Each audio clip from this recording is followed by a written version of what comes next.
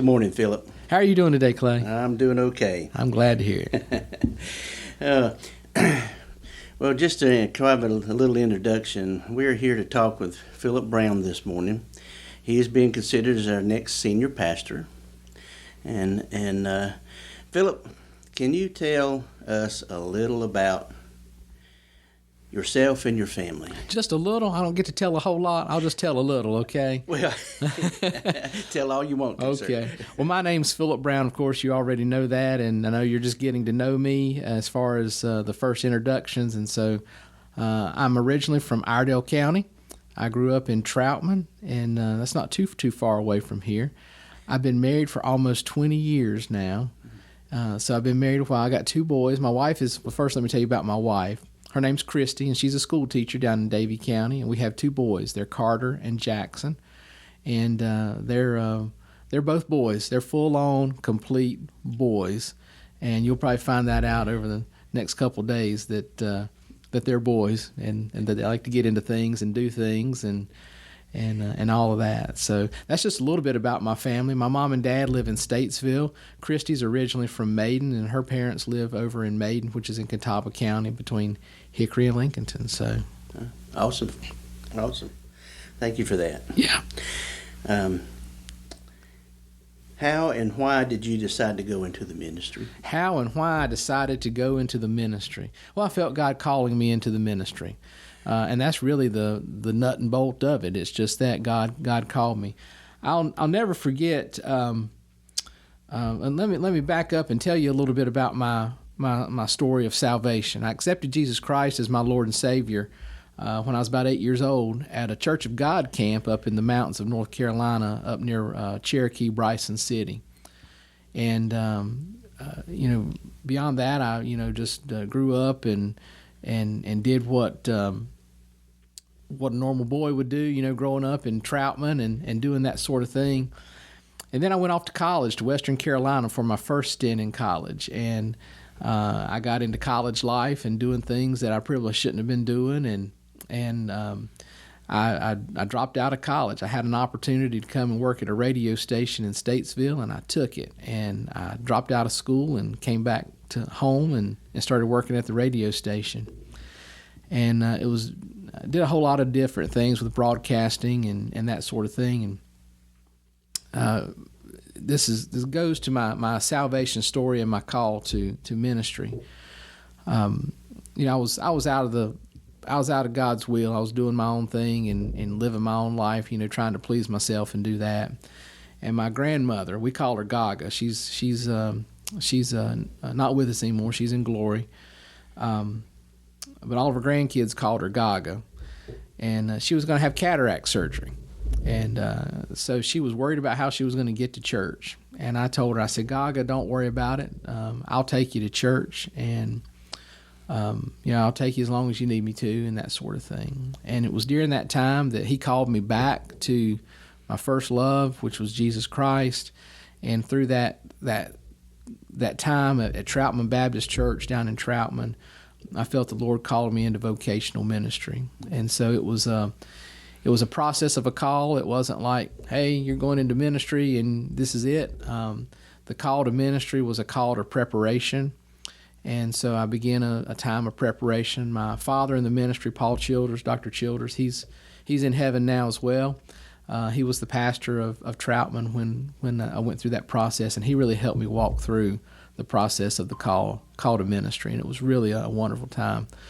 I hate that my grandmother, I thank the Lord for the cataracts in her eyes, because I don't know where I'd be if she had never got those cataracts and I told her that I'd drive her to church.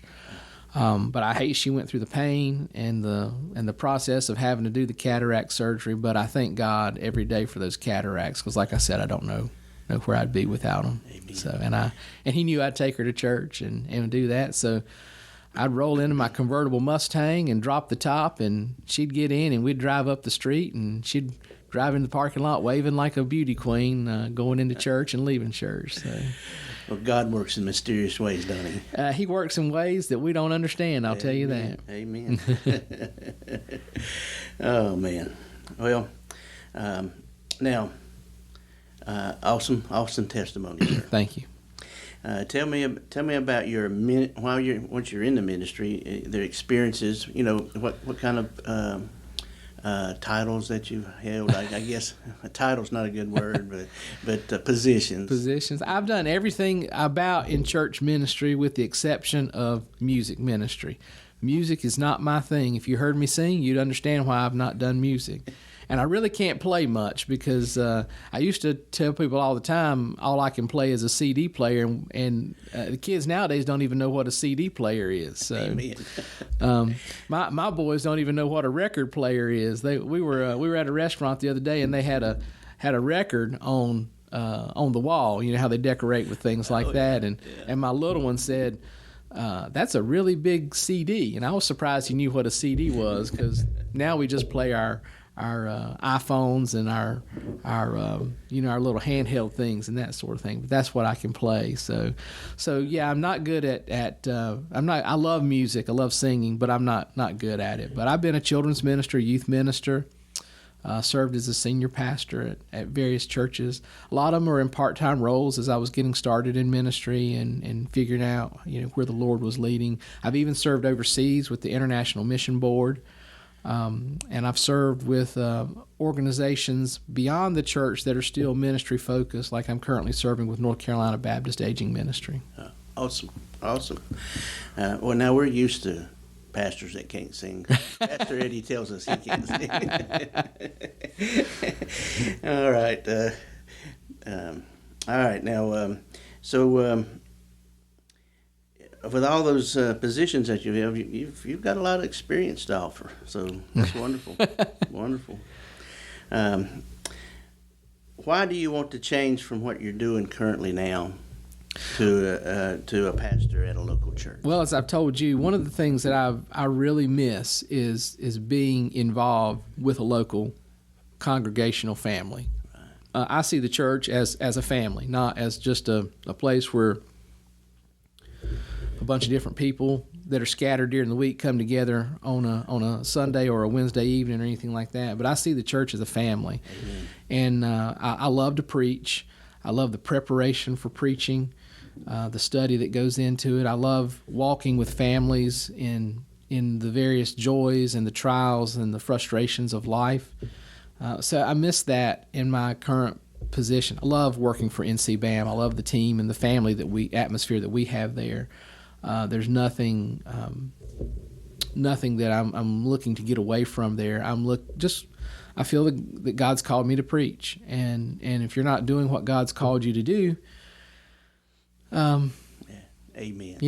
I don't know that I can say much more about that. Absolutely. But that's where it is. So.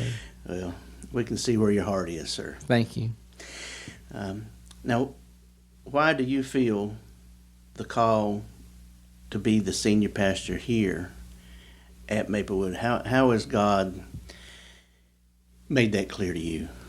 Well, just through all the steps from our first conversations that we had in the Dollar Tree parking lot or wherever it was to the conversations I've had with your search team here. They've all been affirming to me, at least, that this is the way that God's moving in my family's life, that it's where He wants us to be, it's what He wants us to be doing, and where He wants us to serve. Okay. So I would just say that it's just through the conversations that we've had, all the conversations that we had from the very first to the messages that we've shared, the text messages and that sort of thing. It's all just kind of pointed to this being the place where He wants me to serve. Prior to really talking with you, I didn't have a whole lot of knowledge of Maplewood Baptist Church or anything like that. Not a whole lot of knowledge of Yadkinville and Yadkin County. So other than it was just north of our border down in Davie County, and we could come up here to see some shows and do some things at the arts, the theater here in town, which is great. Y'all have a great theater here in town, little place there. I really like it. They do a good job. And so we've seen some concerts and shows up there and movies and that sort of thing. So, but also, I like the feel of the small community up here and what it kind of offers. Sure. So, yeah. Sure. Okay. All right. Um, okay, now tell me a little bit about your children. Oh, my children. Carter is 12. Jackson is 7. They're both going to be having birthdays here in the next few weeks. Wow. So I'll have a teenager in the house in a few weeks. And Well, yeah, who knows what hair I have, and it might be gray in a month or so after we get a teenager. No, we have 2 boys, you know, as you learn about Carter and Jackson, you'll learn there's some unique things going on with our boys and that sort of thing. And I'm not going to get into that here on the video. But they're both good boys. Like I said earlier, they're boys. They're going to do boy things that drive Mom and I crazy sometimes. been there, done that. You know, they like to make noises with their various body parts and things like that, and laugh about it, and chew with their mouth open, and you know, they just do those kinds of things. And They're so boys. they're both they like to be outdoors. We're not big on game systems and things like that in our house, and so they like to play outside and jump on the trampoline and ride bikes and that sort of thing. So they're both good boys and do that. I know there's a lot of talk regarding that we homeschool our boys, and so that's one of the things that we do. We do homeschool our boys. Last year was our first year homeschooling Carter.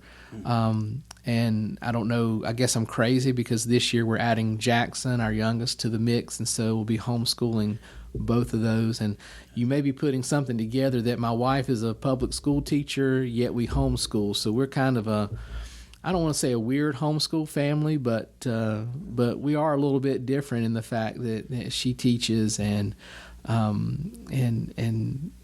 the boys stay home, and I do the majority of the homeschooling that we do with them. So, Well, I think you love your family, and the way public schools are today, I know you love your family. I'll be quite honest with you. There are days that I wonder if I'm doing the right thing, and so one of the things when we started homeschooling, it's a scary task to take on to think you're responsible for the education of your children. But I believe that parents are they're the primary educators of whether they realize it or not. You know, just by the sheer amount of time that we have with our kids, we're the primary educators of our kids. Whether it's the education, gaining knowledge in whatever subject it might be, or in spiritual matters or anything like that, we're the primary mentors and leaders of our kids, and I agree. So Yes, yeah, sir. but who knows? With having both of them homeschooling now, who knows? Maybe in 2 or 3 weeks after we get started back this year with homeschool, if I'll be probably maybe questioning whether I made the right decision to do both of them at the same time. So, but we're excited about it. We did meet the tutor last night. And so that was fun to go meet our tutors, and that we're gonna.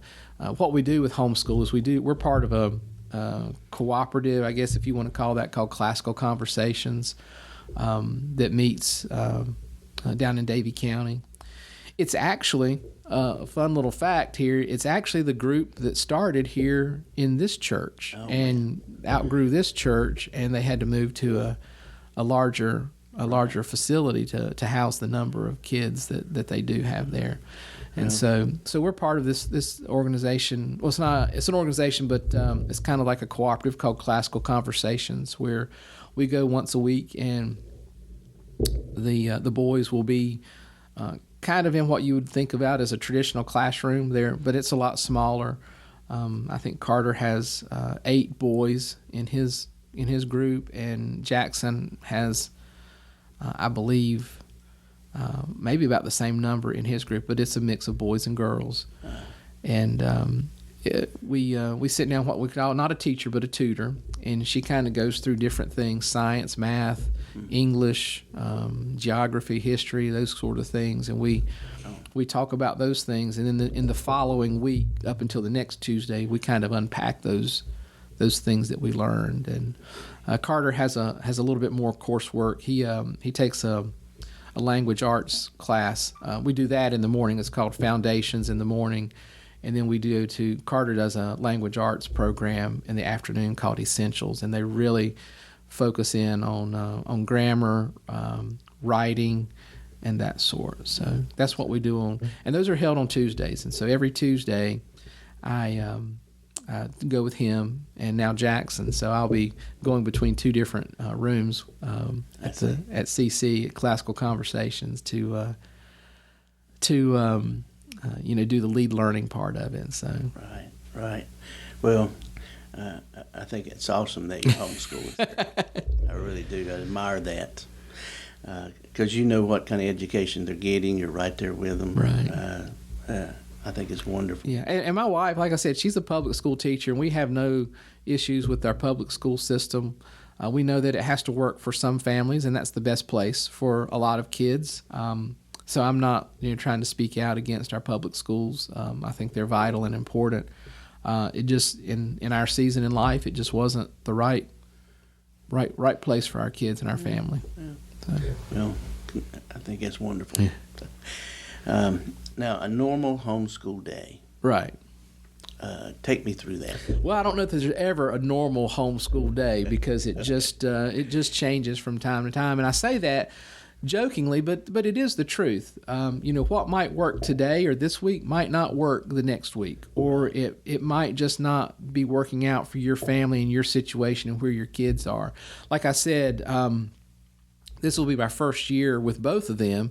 And so when we kick back right after Labor Day, it's going to be a learning process for us. But I kind of take on this idea of as we learn as we go. Like we can learn when we're in the grocery store. We can learn when we're in someone else's home. We can learn from other people. And so where we are, that takes on a lot of that. Now we do the typical. We do have a time where we sit down and we'll crack open books and we'll go through different history lessons, science lessons, things of that nature.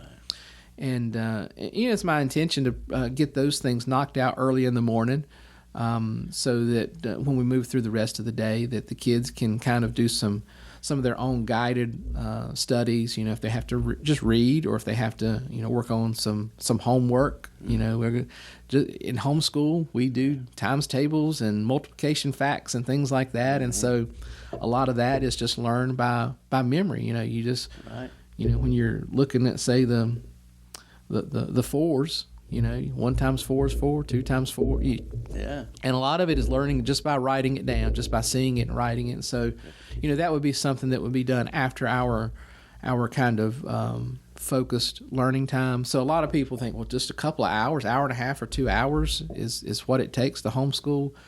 And for us, that's about what it takes a day. Thinking about 5 days a week, that's about what it takes, because we don't, teacher that has, 17 or 18 kids or even more in his or her class, they're having to deal with 17 or 18 different agendas and trying to move along. And so I tell my boys all the time, if we get a concept, we can move on from that. Yeah. If we're not getting a concept, we can slow down and spend a little bit more time on it. You don't get that in public school. And just the fact that it's just the 2 or 3 of us, right? We can look at something and move on from it pretty quick. Yeah. So, well, that one-on-one really helps. Right. And I don't know. I could ask my wife this, since she's a first grade teacher. I don't know how much, like, really whole class learning they do in public school anymore, as far as, just the whole class sitting down and they're focused on, they don't have chalkboards. But, I know when I was in school, we would all sit down and sit at our desk, and the teacher was at the front, and we would all go through things. I know that's not how a lot of education goes today. I know they do whole group things, but a lot of it's broke out into small groups where they spend just a little bit of time maybe reading or doing math or whatever it might be. So, we can pare it down and just do with what we need to do and not do all the other stuff. So I don't know if that really helps kind of describe what a typical day is.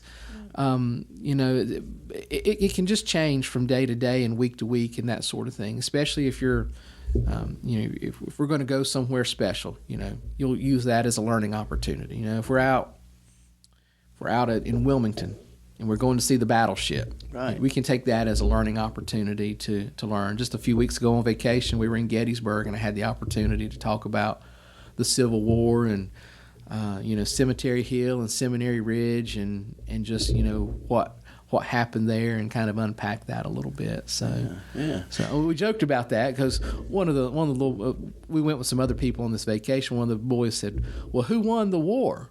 And I said, "Well, some people will say the North won the war. Other people will say it's still not over with yet." And, just joked about that.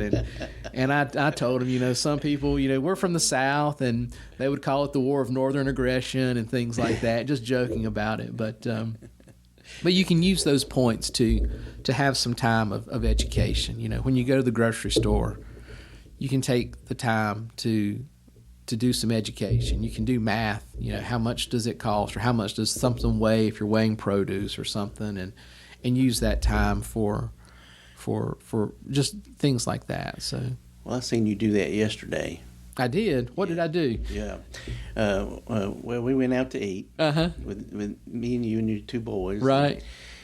You were using an onion ring to teach. This looks like a C now. Now it looks like a U. So, hey, absolutely, they're learning. Yeah, they're learning, and they learn all the time, and they learn. They learn so much from what parents do and what grandparents do, and right. When you sit back and think about that, it's kind of scary because you think about all the things that you did that you didn't want your kids to see or know or learn from you, and they learn from you, and so it is homeschooling is humbling.